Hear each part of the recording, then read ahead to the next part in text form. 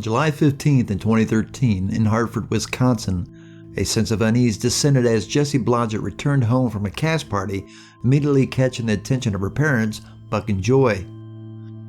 Jessie, typically a reservoir of positive energy and a gifted musician with a fervor for drama, radiated happiness and frequently adorned a radiant smile. However, on this particular day, her shoulders slumped under an uncharacteristic weight. Her parents asked if there was anything wrong and if something happened to her at the party. Jessie hesitated for a moment before telling them that a couple of older guys at the party were hitting on her and it wasn't that big of a deal. While Jessie attempted to downplay the unsettling encounter, the mistreatment she endured left a lasting impact that couldn't be easily brushed aside. The actions of those men, intentionally invading her personal space and even subjecting her to unwanted physical contact, were deeply distressing. Among them, one individual went as far as forcibly placing Jessie on his lap, a clear violation of her boundaries. It was during that very night that Jessie turned to her diary to express her thoughts and emotions, pouring her innermost feelings onto the pages. In those heartfelt words, she wrote, "I think certain men are taking what should be platonic love and perverting it into a competition. I am not helpless. I will recognize the problems and confront them without fear." The closing lines of her diary entry stand as a heartfelt testament to Jessie's fearless nature. Those words reveal the strength that resided within her, the inner determination that drove her to face challenges with unwavering courage. Despite the burden of her experience, she chose to downplay the incident when speaking to her parents. Her motivation was to shield them from unnecessary distress. She shot to shoulder the burden herself, sparing her loved ones any additional pain. Jessie's diary entry served as a window into her resilience, and her decision to protect her parents showcased her selflessness. Her strength, her voice, and her actions all continue to inspire, even in the face of tragic events that would later unfold.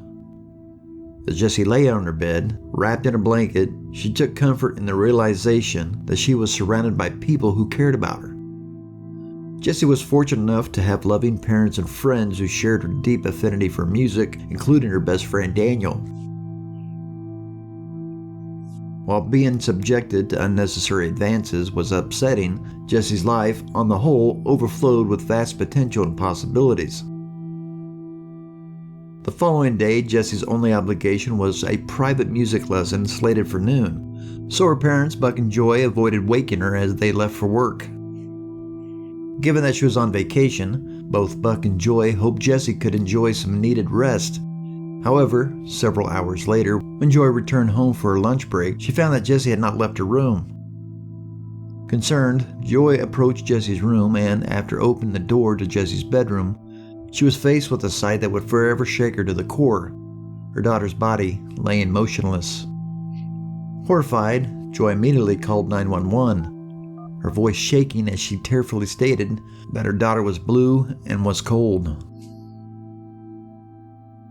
Desperation clouded her words as she continued, telling them that her clothes were wet and there were marks on her neck, and she didn't understand what was happening. Tragically, those marks were indeed ligature marks. Someone strangled Jessie to death. A life brimming with potential, Jessie embodied talent and bravery. Tragically, it was prematurely ended by an unknown assailant. After discovering her daughter's lifeless body, Joy noticed her daughter was damp, her clothes and hair were moist, raising questions about the circumstances surrounding her death. Detective Thickens, one of the initial investigators on the case, surmised that this wetness was a result of the assailant's effort to manipulate the crime scene. He believed that the assailant washed her body and returned her to bed and concealed her with a blanket. The pivotal question that arose was, who could have harbored a motion to end Jessie's life? Suspicion directed its focus on a handful of individuals, with the men who had behaved inappropriately at the party emerging as prime candidates. Law enforcement diligently pursued this lead, revealing that one of these men lacked a solid alibi for the time of the murder.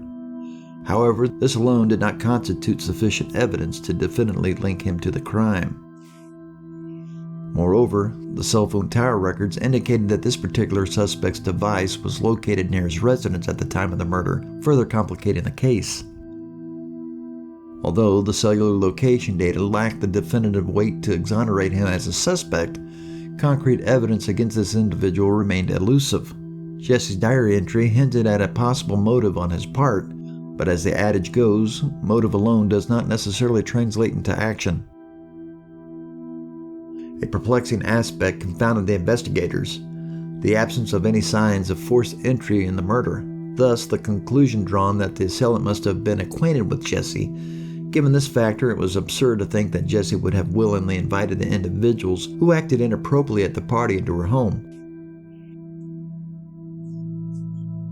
3 days prior to the tragic events, on July 12, 2013, an unsettling incident occurred.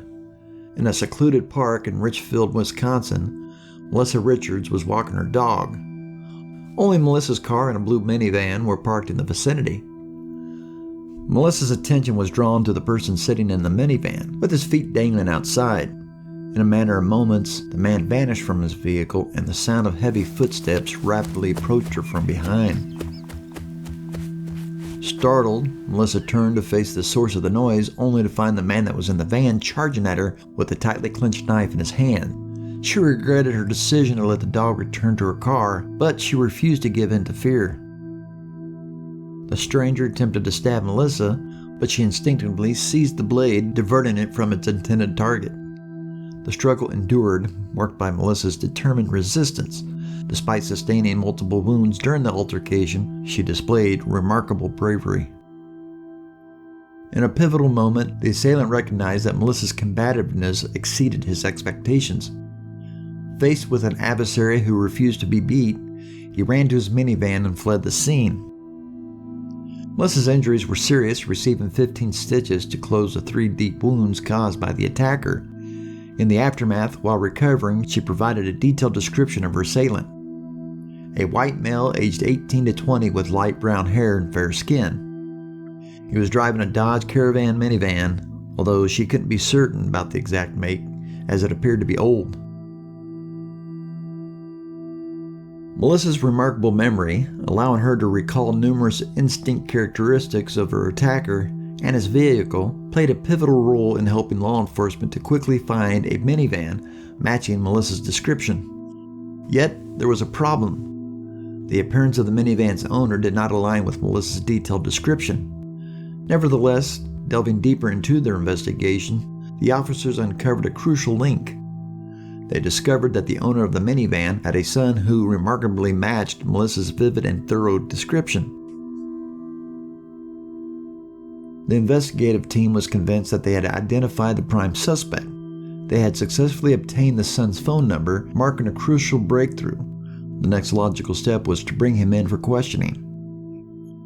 To proceed with this crucial phase, one of the officers inputted the phone number of this mysterious individual into his own device, calling him for the necessary questions. Meanwhile, in another location, Buck and Joy, the grieving parents of Jessie Blodgett, were organizing a vigil gathering.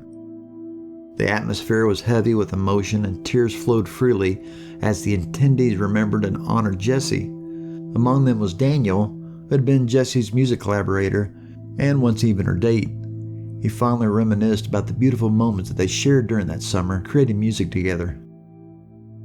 Despite their efforts to wear smiles, the weight of their daughter's absence was an unrelenting burden that pressed heavily on Buck and Joy's hearts. Suddenly, with the room filled with memories and sorrow, a phone rang, interrupting the melancholic air. The owner of the phone discreetly excused themselves from the gathering and answered the call. Hello? Hello, am I speaking to Daniel Bartelt? Yes.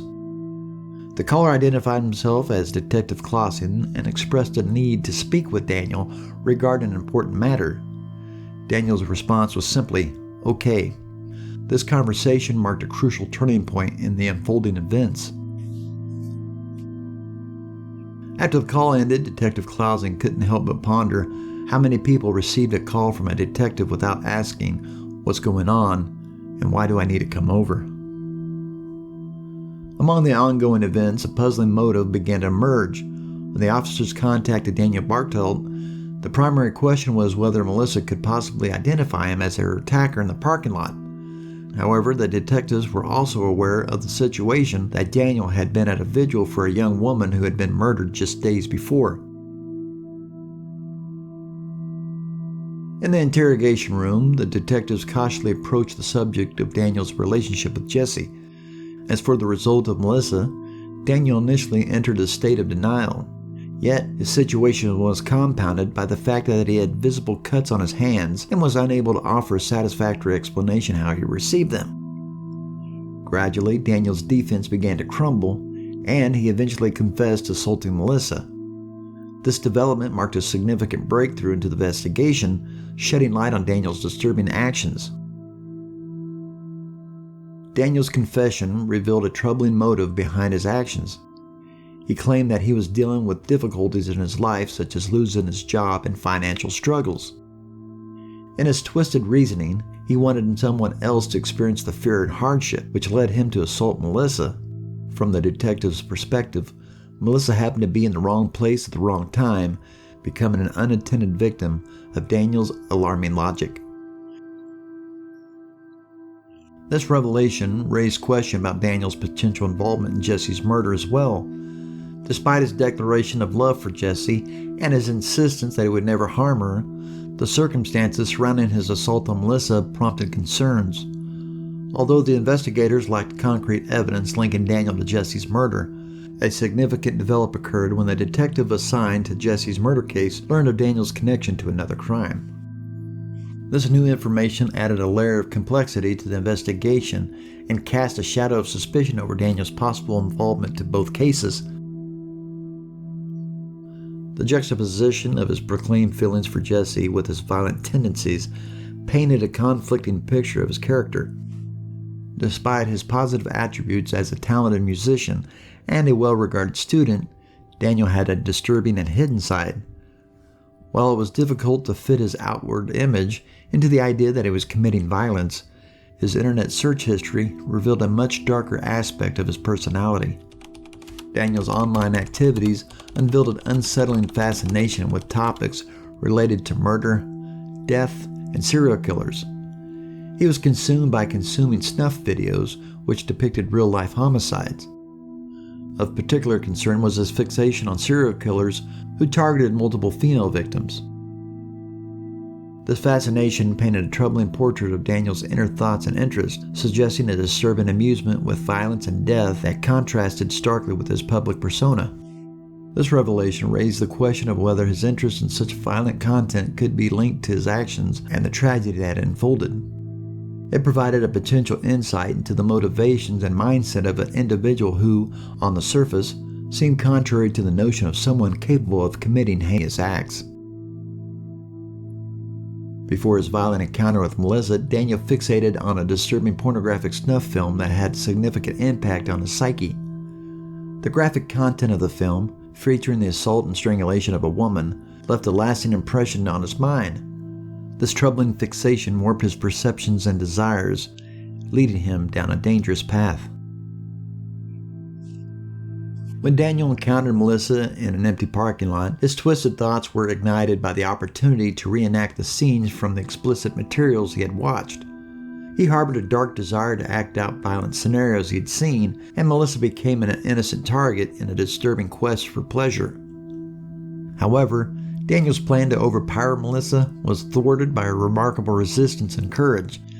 Despite his attempt to subdue her, Melissa's determination and strength allowed her to resist his attack and fight back against him. Her unwavering spirit disrupted Daniel's horrific intention and forced him to retreat. By this point, Daniel's unsatisfied urges and warped desires had taken a significant toll on him. He became consumed by the idea that engaging in such violent acts with a random victim would have dire consequences for him. Fearing the repercussions of such an action, he turned his attention to someone who trusted him implicitly and would willingly open the doors for him: Jessie Blodgett. This decision, driven by his obsession with violent pornography and his own distorted psychology, ultimately led to the tragic and senseless murder of Jessie. The chilling connection between Daniel's fixation on disturbing content and his heinous actions served as a stark reminder of the dangers of consuming violent and dehumanizing material. It also highlights the devastating consequences that can arise from unchecked and untreated psychological issues. On that tragic day of July 15th in 2013, while Jessie's parents were away, Daniel arrived at their home. Armed with a bag containing various tools, zip ties, ligatures, alcohol wipes, ropes, tapes, and more, he entered the home with a sinister intent.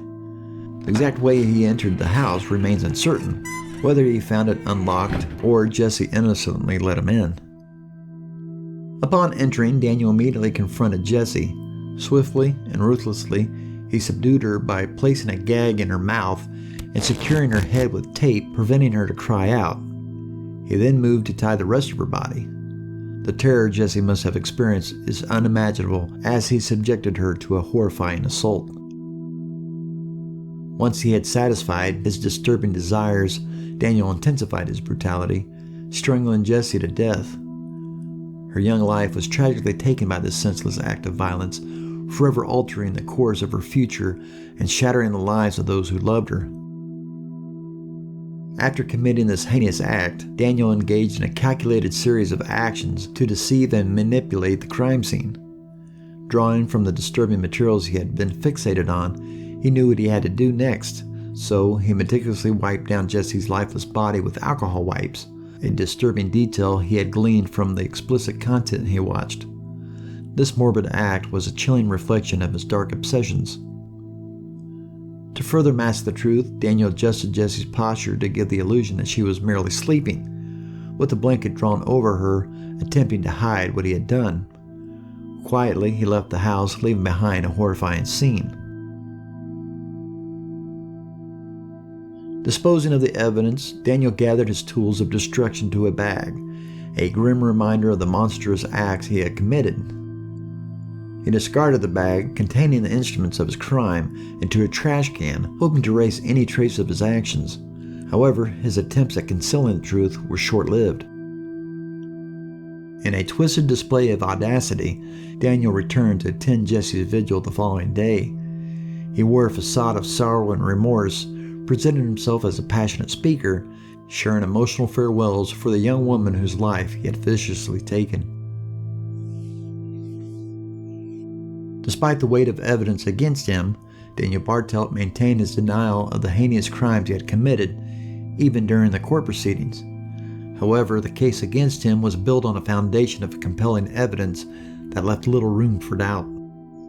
The tools that he had thoughtlessly discarded in the trash can were ultimately recovered, providing a verifiable link between him and the crime. Furthermore, the investigative team discovered the rest of his tools, including rope and tape, within his own residence.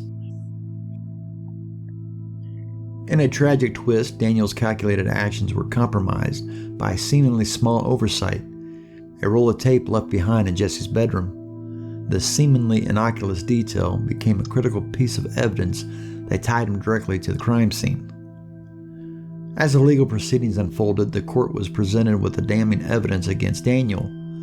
The weight of his actions, the darkness of his motives, and the lies he had forever altered could not be denied. In the end, Daniel Bartelt was handed a life sentence without the possibility of parole for the premeditated murder of Jessie Blodgett. In the wake of this disturbing case, the memory of Jessie lives on, a testament to her strength and tragedy that befell her. Melissa's courage and quick thinking played a pivotal role in unmasking a dangerous individual. May Jessie rest in peace, and may Melissa be remembered for her instrumental role in bringing justice to light. That will do it for this video. If you haven't already, please hit the like and subscribe button and smash that bell to be notified for upcoming videos. Be curious, everyone, and see you next time.